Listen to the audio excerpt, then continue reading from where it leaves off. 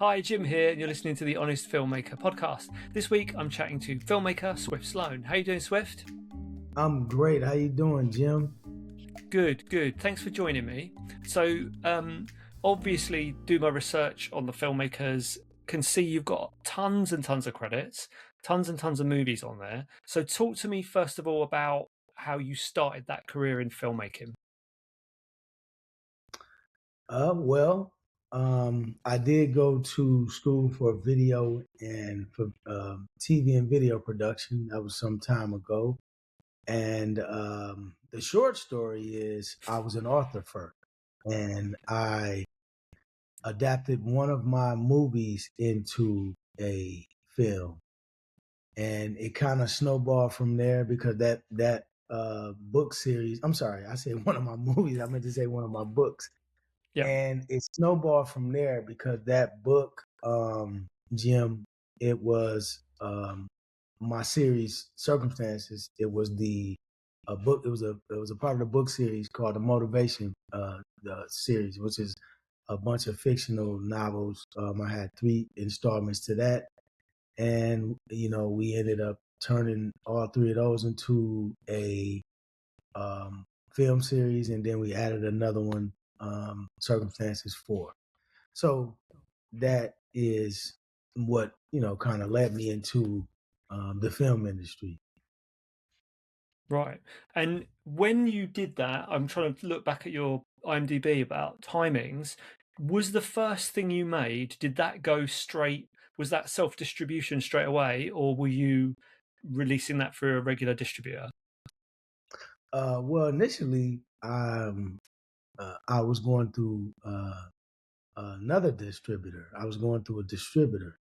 You have to have some form of distribution in the independent space when you're dealing with these places like Tubi and Apple and Prime, all of those places. So initially that was the path, to go through traditional distribution models. Right. So the reason I asked that is because I'm looking at the amount of stuff you've made, it's quite impressive. Is there a particular genre that you tend to stick to? Well, particularly, Jim, drama. That's one of my main genres, and obviously, there's different forms of drama. You have romance dramas, crime dramas, drama thrillers, different dramas. I like drama, um, because you can play with that a lot of ways. In a lot of ways, it could be, um, you know, like I said, crime, um, any type of drama. But that's generally, most of my films, they have some form of drama with them. You know, Yeah. And is that because that's what you are gravitated to, or is that because that's what you know your audience wants? well, I think it's a little bit of both. I enjoy drama. I enjoy watching a good drama film, and my audience, they uh, they happen to love our drama films as well. Cool. And then I noticed you've got quite a few. So you've got some TV series, and you've also got sequels, which is something I've never gone into myself. What made you do the first sequel, and what did you learn from doing a sequel? Well, I think what made me do the first sequel, that had to be the Circumstances sequel. Because you're right, we do have multiple sequels, TV series and film sequels. What made me do the first one was I just wanted to finish the story, right? But what I learned in doing the sequel is that when you have a storyline already attached and there's IP, in existence already, you already have a community that's built in, you have an audience that's built in, and that helps with sales. It helps to generate not only revenue for the sequel, but it also goes back to the original film, and a lot of your audience, they're going to go back and watch a film, and those sales might spike well, there's not Mike. They're gonna spike. Those sales are gonna go up because you're gonna have a lot of people who they want to refamiliarize themselves with that film, or there's gonna be a new audience that hasn't seen the first or the second installment, so they gotta go back and get themselves acclimated to the entire journey. So, before Hollywood was was doing this, uh, well, I'm not gonna say before they was doing it, but it seems like that's a new model for Hollywood right now. Um, given the things that's going on out there and how unpredictable that industry is, um, that's something that I also discovered that, you know, it is it's a tool that you can use when you choose to do sequels because, it will help, um, it'll help your catalog to continue to generate revenue. And it Yeah. will also continue to build an audience for you, because people have familiar work that they can go back to. Yeah. And I can see that you've kind of obviously you've got these films, but you've almost got your Swift brand, so people know what to expect when they're going to watch one of your movies. Um, and you've also done that with the posters. So for these sequels, they all feel like the same thing.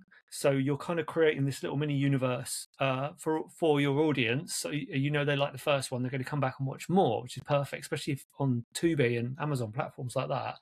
Um, so, what do you work at a particular budget level? Are you like this is how much we spend on each film? Does it change? Well, we our budgets have varied from project to project. I don't necessarily say that okay, this particular genre of not genre, but this particular franchise, this is the budget that I want. But we have a formula that we use that is important for me to stick to, so that we know, that we can kind of predict the likelihood of us being able to get the money back. The return on the investment will come back, at um, a decent rate, based on how much we spend. So that way you don't want to, because you don't want to spend too much money on a film and it takes you too long to recoup, right? You want to be able to, for me, it's important for me to recoup that initial investment, within that first quarter or so. Yeah, Because you got to understand that these films, Jim, as more films are, excuse me, when you put this film out, whether it's on Tubi or Prime or Apple, whatever, these streaming services are releasing new projects weekly. They have new projects coming out all the time. So it's like your project can get caught up in the canister and end up, all the way back down, where people can't find it if you're not promoting this project the proper way. And even when you're promoting it, you only have a certain window where you're gonna get the biggest bang for your buck. Now that's not to say that the film won't continue to do well, because it can continue to do well, especially if it's a good story. We've had films that have done that, but in even in that, um, your views are going to take a dip. That's naturally right, because the older the title gets, the more just the more that these streaming services, is gonna go back into these canisters, and the more the audience, is just they're constantly looking for what's next. So for me like I said, to answer your question, it's all about that first quarter, our goal is to just go crazy with the marketing and do the best that we can to um to get that return. Yeah. Which is funny, really, because that is kind of a Hollywood model, isn't it? Is you front load all your marketing because you need to get as many eyes on that film when it first comes out. And I suppose especially with the streaming model, um, if you get it on Tubi, you want as many people looking at it as possible, so it hits those best recommended lists, which means even more people see it. So you talked there about marketing promotion. What would be Absolutely. your tips for someone as to kind of market their movie and get as many eyes on it as possible? Well, the first thing is you want to make sure you cast it correctly, and you want to make sure that as you're casting this film, you're thinking about the first point of contact, which is the first point of contact with your work is going to be your artwork.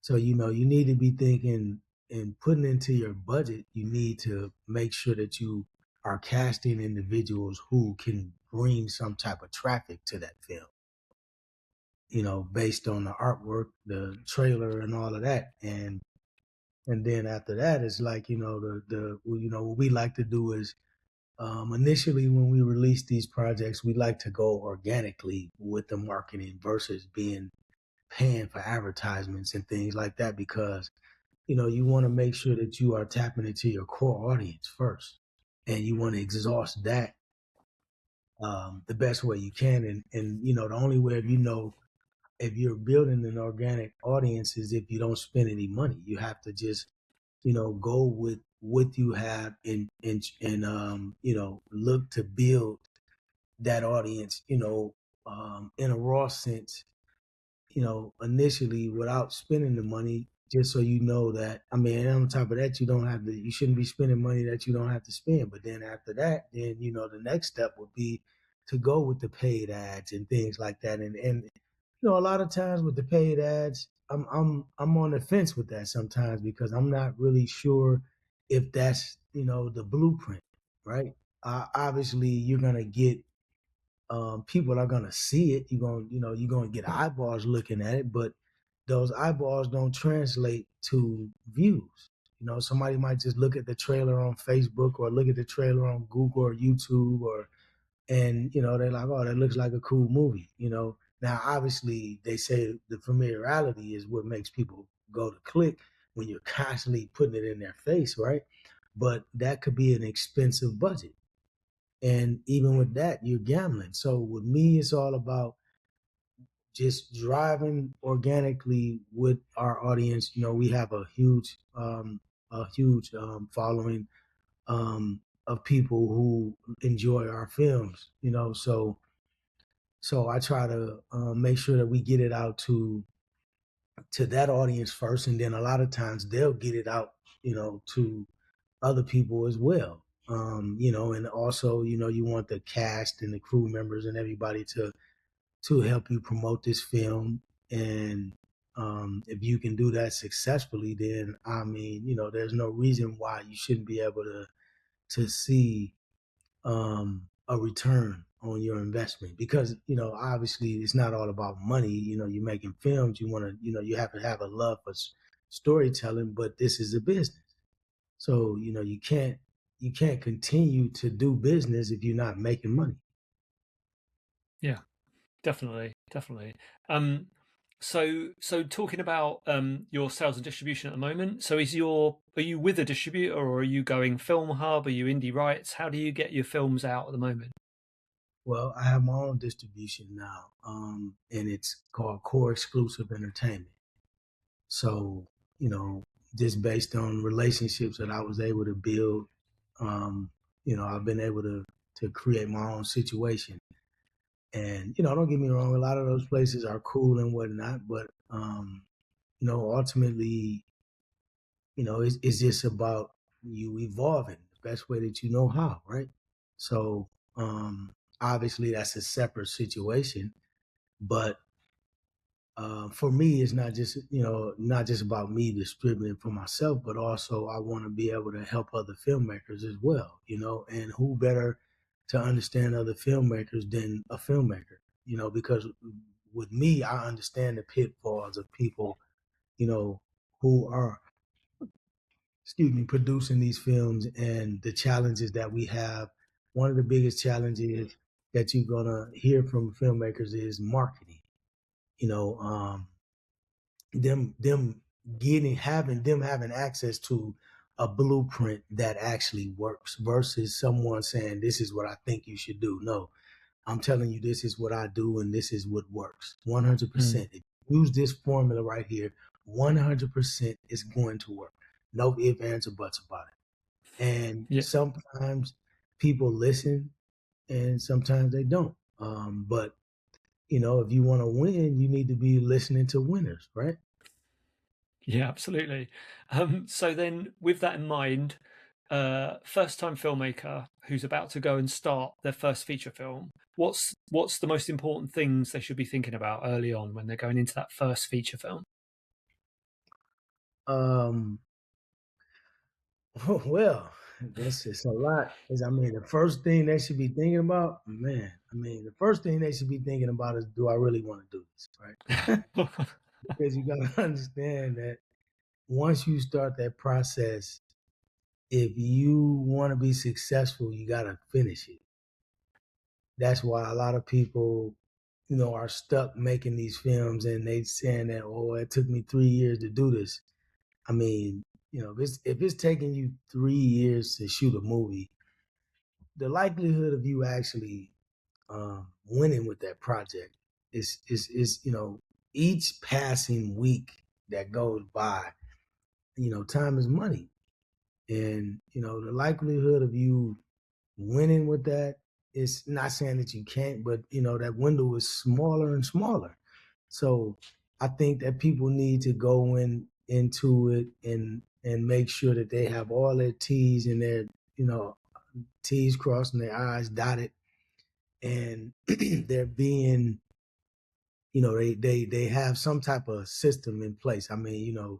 We've done the work, right? There's a lot of case study out there now around the new independent film space that I like to call it the true independent film space, meaning people that's really putting their own money up, right? That's the true independence, right? It's not, you got some of these people, that say they're independent filmmakers and they have budgets of $5 million, $3 million. That's all coming from these big machines. It's like, are you really an independent filmmaker? You're not really taking chances because the money you getting from these machines, you're taking, you're taking your producer's commission out of that, right? So you're not really risking anything because when they give you that money, you already have money to live off of. Real independents are the ones who putting the money up and they taking the chance, right? Right? Because you understand that if someone gives Jim $1 million to do a movie, that you can take your commission out of that.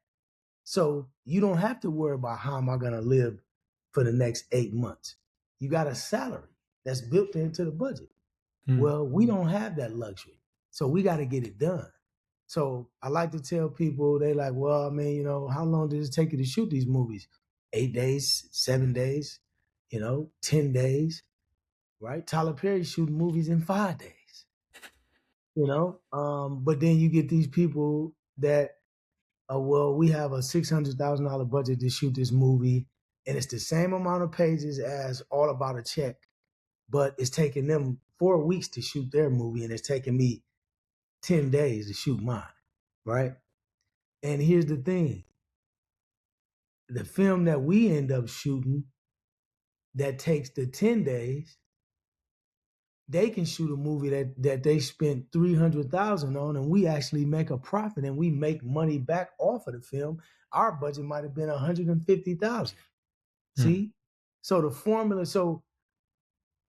the form is going to go back to, once again, the formula. And a lot of these filmmakers, that have been around in the industry, they have a lot of archaic information that was working then. But this is the streaming world. I wouldn't advise anybody to go spend $300,000 on a film and you looking to distribute this independently.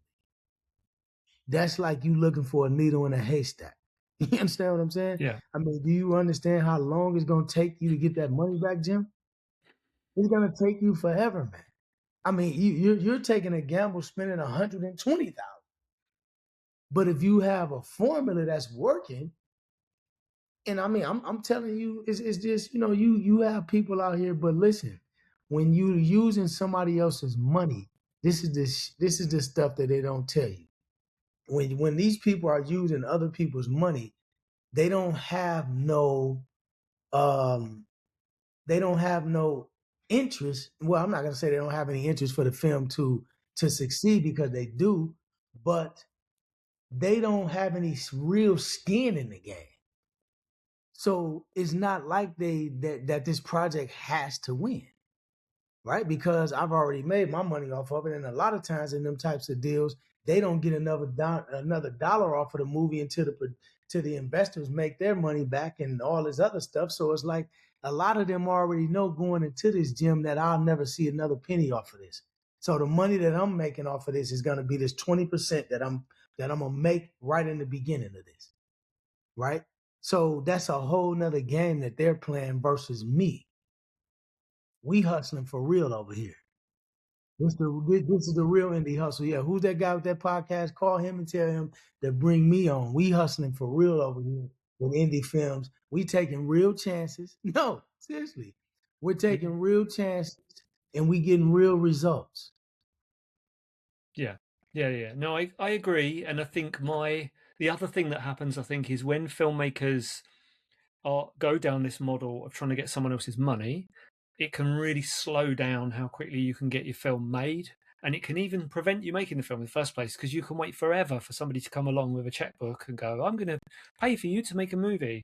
Um, it is a. I mean, I've done it myself. I've self-funded movies before, and obviously there is a side to that that's quite stressful. But like you say, it does add that level of urgency to Every make side. that money back.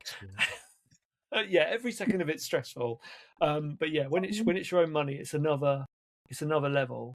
Um, so yeah, that's interesting. So And listen, then, listen, go on. listen, listen. Don't get me wrong, right? I'm not trying to say that it's not cool, or a person shouldn't aspire to use other people's money.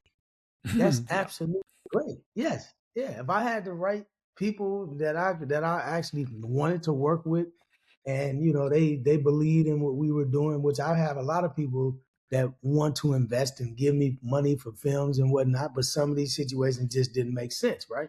But if it makes sense, of course, who wants to keep using their own money? Who wants to do that? But to your point, when you're looking for someone else to fund your dream, because each movie is a dream, right? The film company, Swift Motion Pictures, is the big picture, it's the big goal, the big dream. But every time you make a film, that is a new dream that you are looking to realize. So you know, that's a lot that's a lot for to have on other people's shoulders, for them to believe that this little film that Jim wants to make is the one. This is the one that I need to invest $500,000 in. This little film that Jim says is going to work. But you want to know something? Generally, the people that have no problem with investing in those types of situations, there's a relationship involved, right, with the filmmaker, or the filmmaker has proven results. You right, something in alignment with those two. So I tell people, man, you have to really, like, you get these people that come online and they give you all these guru tips and X, Y, and Z. Well, I did this and I did that, but you got to take a lot of that stuff with a grain of salt, man. Me, I'm a straight shooter. I'm just gonna tell you what it is. I mean, this is one of the most difficult things you're ever gonna do in your life, to try to make a film, one film, let alone build an entire catalog that actually has been profitable. This is extremely difficult.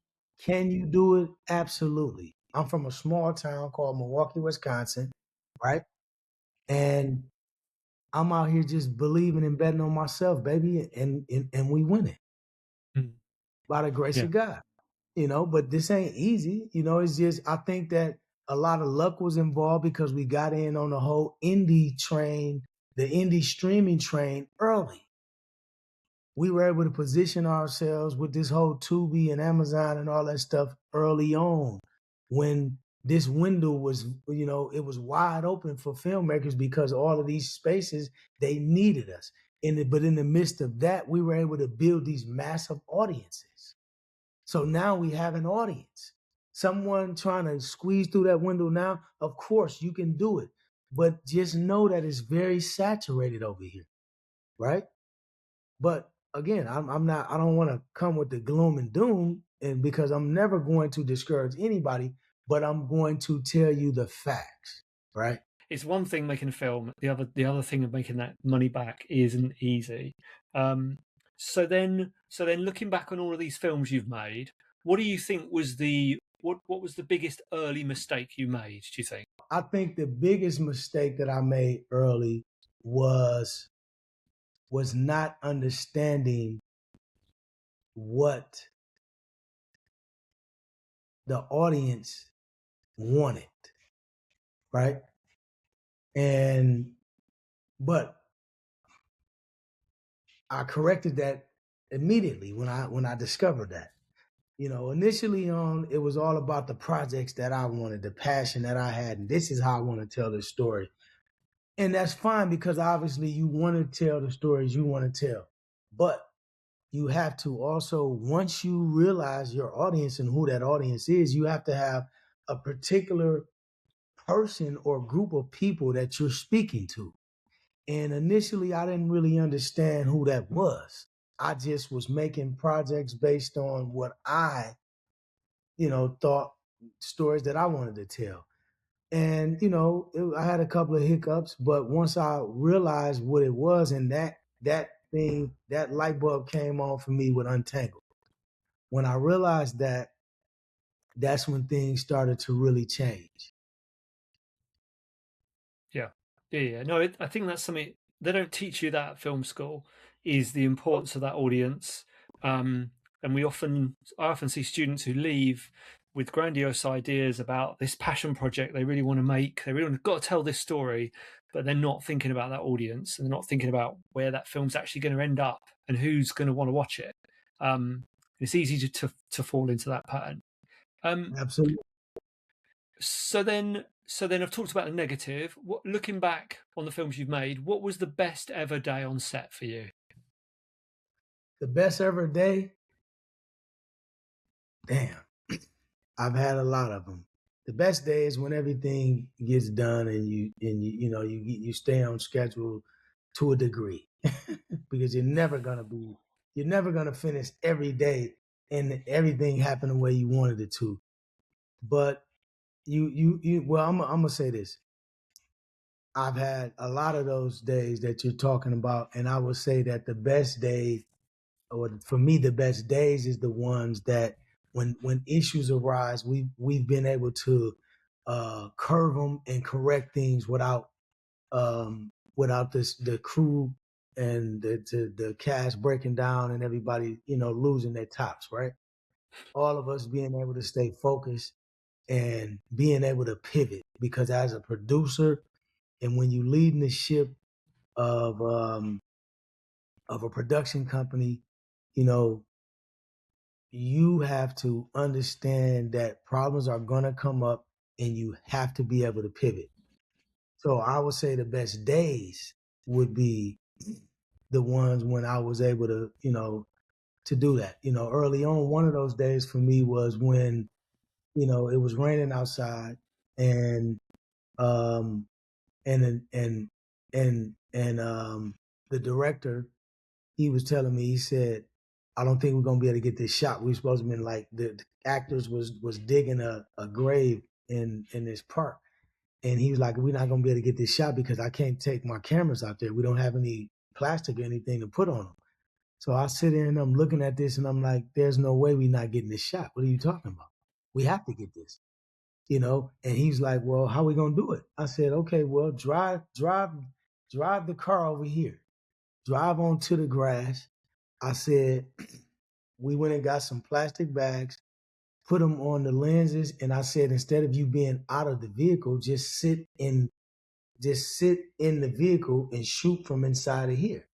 Put a different lens on there, and we just gonna have to come and shoot this from a different angle, because you know as well as I do, um, that might make sense for the director, but for the producer, what do you mean we can't do something? Not It's in the budget. We have to do this because this is a major.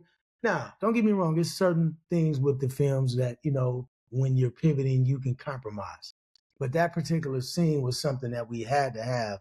So, I had to make an OG call on that and tell him absolutely not. That's not, and later on, I'm gonna tell you, later on he told me, he was like, man, he's like, I really like what you did. He said, man, you thought, and you was quick on your feet with that. He was like, and that was a good decision, and it actually came out well. Mm. And I said, well, that's what you have, you know, people wearing different hats for. It's just you because as well as I do, when you're on set, everybody has a job to do, and everybody wants the production to be centered around their job. You know what I'm saying? The cinematographer, he wants everything to be cozy, and the lights and the sun and the weather and all of that, and the producers, they want everything to flow smoothly just to stay in budget, and the director wants to have every chance he can to get another shot. He wants another shot. The director just wants another shot. I want another shot. Let me get this angle. Let me get that angle. Well, that don't make sense from a producer standpoint, because every time you break the cameras down and go shoot from this angle, that's time. And we both know what that equals to. What does that equal to? Time's money. You know what I'm saying? So, but it's all about everybody understanding that we all have a job to do, and we hire professionals to do their job. But in being a professional, we all have to understand that there's compromises. When making a film is about compromise. It's a marriage. You're married. The only difference is you married to like 100 people. You know what I'm saying? Every production, it's a compromise. Yeah, absolutely. And also, like you were saying about those, I've had a few of those sticky situations, and oftentimes a creative solution will arise, like you said with the car, and you might even end up with something better than you thought you were going to get because you've had to adapt and you've had to pivot. And the other part of that, I think, is like you say, everyone's got their job to do, but listen to those other people because somebody else might have that idea that's going to save the day. Especially when you're stressing, when I've got my director's hat on and I've been in a few situations where I've just not seen a way out and someone's come up with a solution. I'm just like, oh, thank God.